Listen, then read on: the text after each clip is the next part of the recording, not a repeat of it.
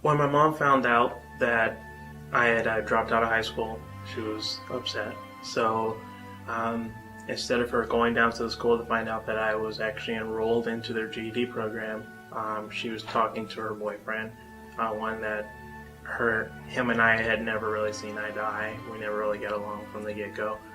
I had two choices, and those two choices were to either go sell drugs with him in the Bay Area or go register to be in the military. And I wasn't a big fan of either, so I just packed my bags and left that night. From there on, I slept over at Crusader Park for about 2 weeks. I had a girlfriend at the time. She had no idea that I was sleeping over there.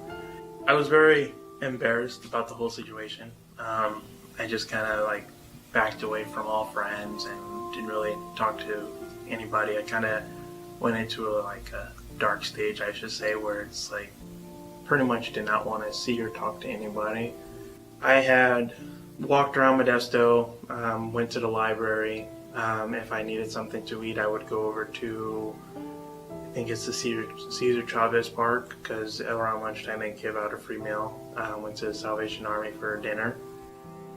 After I would eat at the Salvation Army, it would probably be 9, 10 o'clock. It would be already dark. I would go over to Crusader Park, and there would be this little bridge type thing that was kind of really wobbly that a lot of the kids like to run across. That's what I would usually sleep on. It was probably the most comfortable thing to sleep on. I didn't really want to sleep on the grass because in the morning it'd be real moist, and I didn't have a blanket. So I didn't think about going to sleep at the Salvation Army just because, like I said, I was really embarrassed about the whole situation, and I didn't want anybody to really find out that I was in that situation because I was afraid of people making fun of me. So I had told my girlfriend that I was sleeping over at Crusader Park, and she ended up telling her parents, and her parents, without any question, came to me and offered me the extra room in their house. Todd, he's the man of the house, he mentioned that he was reading on the internet about this guy that went to Reading Works, and I told him if it's something where I have to just sit at a computer and read and try to teach myself, I don't really want to try because I've already done 2 or 3 of them. And he said, I understand that, but this person said there's actually tutors here and that they can actually work with you one-on-one. And I was thinking, oh, that'd be pretty awesome. So I told him, it sounds good to me. So he gave me the number to call him, and I called him. I talked to Rachel. Since they didn't have a waiting list, she wanted me to call back on a certain day so then I can enroll. Well, Todd, he works from home. He has since he works from home, he has 5 different lines that he can call from on his telephone. So he was using his 5 lines, and I was using the 2 cell phones, his cell phone and my cell phone, to call. And while we were calling for about 5 minutes, I was get the busy line, so I just hang up, call on the other one, and next thing you know, Rachel picks up on when I call from one of the cell phones, and I just yelled in the other room, I got it! And then, hello.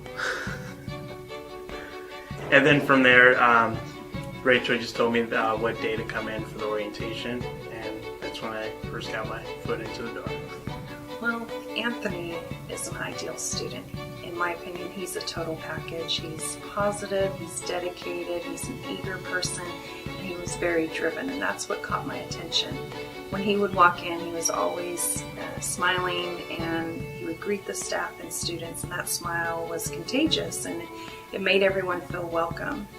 And really what touched me one time is we did a job fair in North Modesto, And I didn't realize this, but he had ridden his bike from his house in Ripon all the way to this job fair. He didn't tell me, and that's how dedicated and driven he was. He wanted to help the cause of literacy, and that still sticks in my mind. It really meant a lot.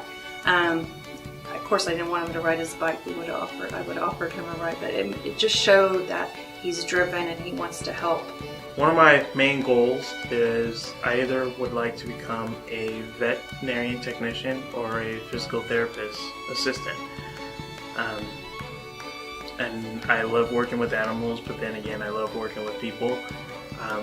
I've been to vet's offices, and they've told me I have a natural ability to work with animals, and I've been around a lot of physical therapists with working with my grandpa who has Parkinson's, and they see I have a lot of natural things that people go to school to learn how to do, and they just come to me natural. Well, I would like to thank all the staff at Reading Works for making this happen for me, helping me have this happen, for Career Quest, for helping me stay on the right track with job-wise and all the good information that they've provided me with. And I just want to say thank you.